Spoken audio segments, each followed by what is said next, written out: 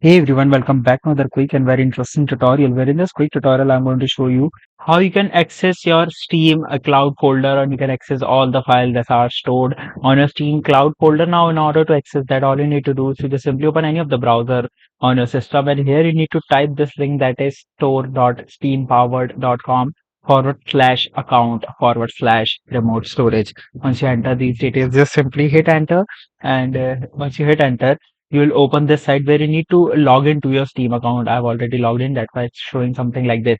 Now here it says you Steam Cloud. Now in here you'll find all the files that are stored on your Steam Cloud, like the games that you have saved or even the games that you have played, and even the Steam settings that are you have configured will appear here as well. Just simply press the show files option and you'll find multiple settings available for you and multiple files available for you that are stored on the cloud of Steam. Sure to hit the like button and subscribe button for more such helpful and interesting tutorials. See you in the next one. Take care.